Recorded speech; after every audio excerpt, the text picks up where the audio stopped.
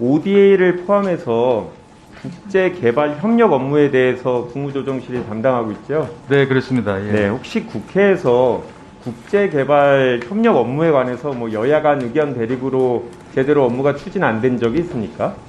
통상적으로는 네. 해외 ODA에 대해서는 다 이렇게 지원을 많이 해주시고 있습니다. 네. 지난 9월 21일 대통령께서 글로벌 펀드 제7차 재정 공약 회의에 참석하셨는데 이것도 국제개발협력하고 관련성이 있는데 국무조정실도 혹시 사전에 같이 준비를 하셨습니까?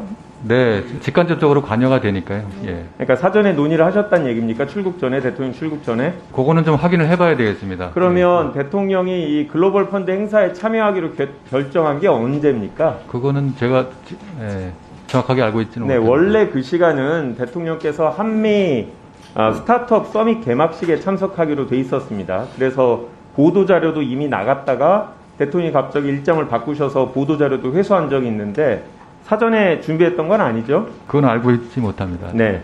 대통령께서 그 행사에서 3년 동안 1억 불을 기여하겠다라고 발언하셨는데 우리 9월 2일 행정부가 국회에 제출한 예산안에 이 예산 포함되어 있습니까? 통상 아니 아십니까 모릅니까?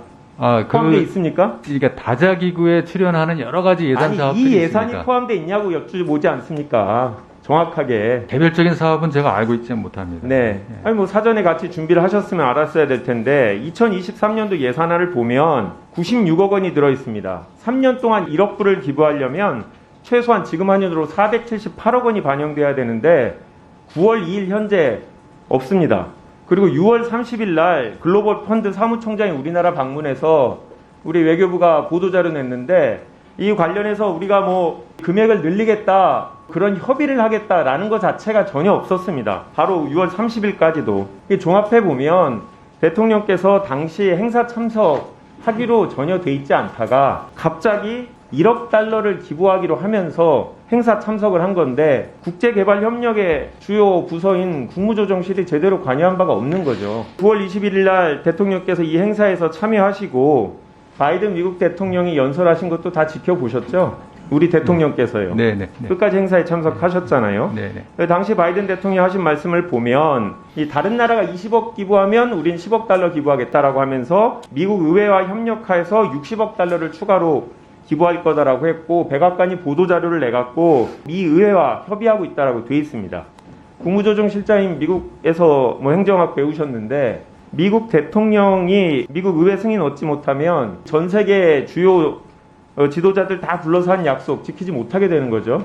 네. 뭐 실장님이 그 정도로 잘 알고 계신데 대통령께서도 당연히 행사 참석까지 하시고 바이든 대통령의 발언까지 다 들으셨는데 미국 의회와 협력하겠다. 대통령은 모르셨을까요? 이런 상황? 아니 왜 대통령을 이런 상황도 이해 못하시는 분으로 만듭니까? 당연히 아셨겠죠. 대통령도 미국 바이든 대통령이 뉴욕에서 직접 주최해갖고 본인을 포함해서 여러 수상들이 다 참여하는 행사에서 만약에 미국 의회에서 승인 안 되면 본인이 세계를 상대로 한 약속이 지킬 수 없는 면이 안 되는 상황 아닙니까? 그건 저는 대통령이 잘 알고 있었다고 봅니다.